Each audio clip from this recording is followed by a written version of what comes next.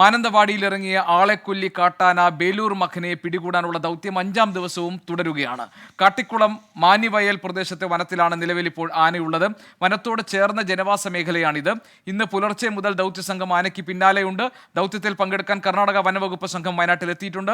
ബേലൂർ മഖനയോടൊപ്പം മോഴയാനയുള്ളത് ദൗത്യത്തിന് വലിയ വെല്ലുവിളി ഉയർത്തുന്നു. ആന കാട്ടിലേക്ക് നീങ്ങുന്നതും ദൗത്യം ദുഷ്കരമാക്കുന്നു. അതേസമയം വന്യജീവി സംഘർഷത്തിന്റെ പശ്ചാത്തലത്തിൽ വയനാട്ടിൽ സ്പെഷ്യൽ ഓഫീസറെ നിയമിക്കാനുള്ള തീരുമാനം ഉണ്ടായിട്ടുണ്ട്.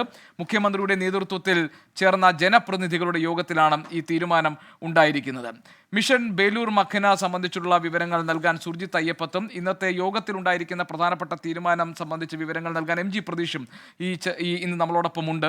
സുർജിത്ത്, ഈ ബേലൂർ മഖനയെ പിടികൂടുന്നതിനുള്ള ഏറ്റവും വലിയ തടസ്സമായി മനസ്സിലാക്കാൻ കഴിയുന്നത് മുൾക്കാടുകൾക്കുള്ളിലേക്ക് ബേലൂർ മഖന കടക്കുന്നു എന്നതും മോഴയാന ഈ ബേലൂർ മഖനയെ ഉന്നം വെക്കുമ്പോൾ ഈ വനം വകുപ്പ് സംഘത്തെ ആക്രമിക്കാൻ എത്തുന്നു എന്നുള്ളതുമാണ്. അതേ സ്ഥിതിവിശേഷം തന്നെയാണോ ഈ 5-ാം ദിവസവും ദൗത്യം നേരിടുന്നത്?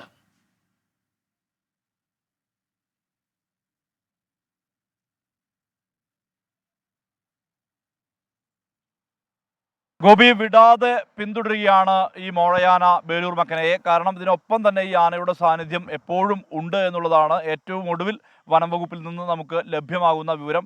ഞാനിപ്പോൾ നിൽക്കുന്ന പ്രദേശം തോൽപ്പെട്ടി റോഡാണ്. അതായത് കുട്ടയിലേക്കും മറ്റും എല്ലാം തന്നെ കുടകിലേക്കെല്ലാം പോകുന്ന റോഡ്. ഇല്ല, ഒരു തളർച്ചയുമില്ലാതെ അവർക്ക് പ്രയാസമുണ്ടെങ്കിലും വളരെ കാര്യക്ഷമമായി തന്നെ ആ ശ്രമം തുടർന്നുകൊണ്ട് പോകും.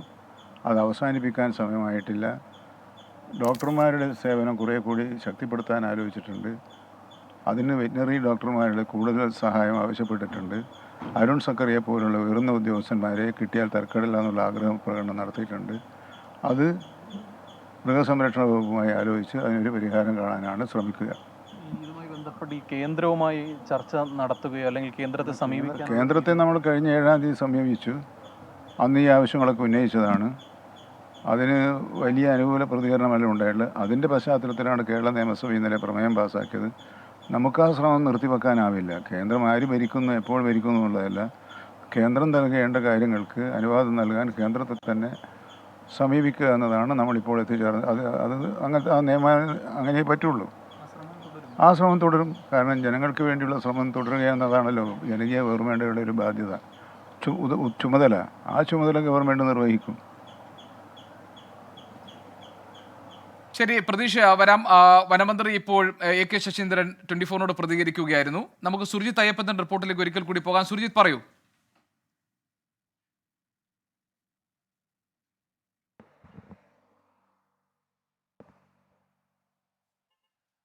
ഗോപി, ഞാനിപ്പോൾ നിൽക്കുന്ന മേഖല എന്ന് പറയുന്നത് കാട്ടിക്കുളത്ത് നിന്ന് കുട്ടയിലേക്ക് പോകുന്ന പാതയിലാണ് ഞാൻ നിൽക്കുന്നത്. ഇരുമ്പുപാലം എന്നുള്ള പ്രദേശമാണ്.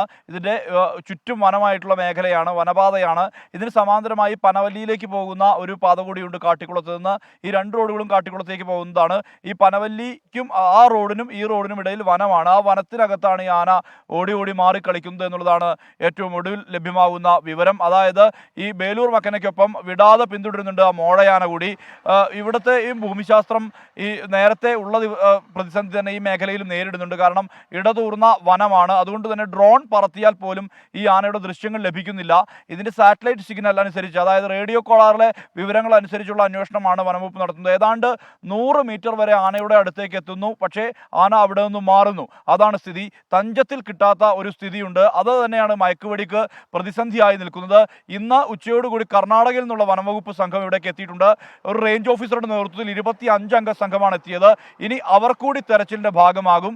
നിലവിൽ 3 സംഘങ്ങളായി തിരിഞ്ഞുകൊണ്ടുള്ള തെരച്ചിലാണ് ഇപ്പോൾ വനത്തിൽ നടക്കുന്നത്. ഈ 3 സംഘത്തിലും കർണാടക വനംവകുപ്പുകാരെ കൂടി ഉൾപ്പെടുത്തിയിട്ടുണ്ട്. കാരണം കർണാടക വനംവകുപ്പ് ഉദ്യോഗസ്ഥർ കൂടി ഉൾപ്പെടുന്ന 3 സംഘമായി തിരിഞ്ഞാണ് ഇപ്പോൾ ബേലൂർ മഖനയ്ക്ക് വേണ്ടിയുള്ള തിരച്ചിൽ നടത്തുന്നത്. മോഴയാന വിടാതെ പിന്തുടരുന്നു എന്നത് ഈ ദൗത്യത്തിന് വലിയ വെല്ലുവിളി ഉയർത്തുന്നുണ്ട്. സുർജിത് അയ്യപ്പത്ത് അതിന്റെ വിശദാംശങ്ങൾ നൽകുകയായിരുന്നു. MG പ്രതീഷ് നമ്മളോടൊപ്പം ചേരുന്നു. പ്രതീഷ്, എന്താണ് വനമന്ത്രി നേരത്തെ പ്രതികരിച്ചപ്പോൾ പറഞ്ഞത്? ഇപ്പോൾ ഈ വയനാട്ടിൽ ഒരു സ്പെഷ്യൽ ഓഫീസറെ നിയമിക്കാൻ വേണ്ടിയുള്ള ഒരു തീരുമാനം ഉണ്ടായിട്ടുണ്ട്. അതിന്റെ കാര്യങ്ങൾ അദ്ദേഹം വിശദീകരിച്ചോ? മുഖ്യമന്ത്രിയുടെ നേതൃത്വത്തിൽ നടന്ന യോഗത്തിലുണ്ടായ തീരുമാനത്തിന്റെ വിശദാംശങ്ങൾ അദ്ദേഹം നൽകിയോ? ഗോപികൃഷ്ണൻ, പ്രധാനമായും ഈ വന്യജീവി സംഘർഷവുമായി ബന്ധപ്പെട്ടാണ് മുഖ്യമന്ത്രിയുടെയും വനമന്ത്രിയുടെയും അധ്യക്ഷതയിൽ ജനപ്രതിനിധികളുടെ യോഗം ഇന്ന് ചേർന്നത്. ഈ മേഖലകളിലുള്ള ബുദ്ധിമുട്ടുകൾ പ്രധാനമായും ജനപ്രതിനിധികൾ മുഖ്യമന്ത്രിയെ ധരിപ്പിച്ചു.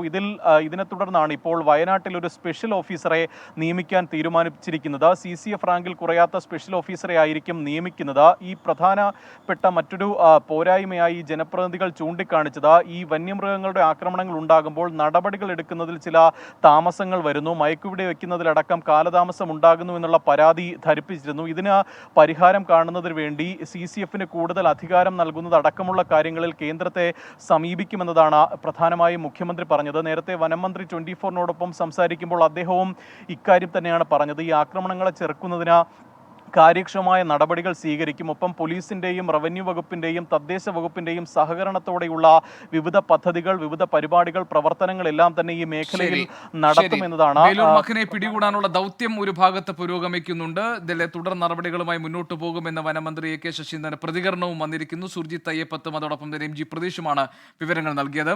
ഇന്ന്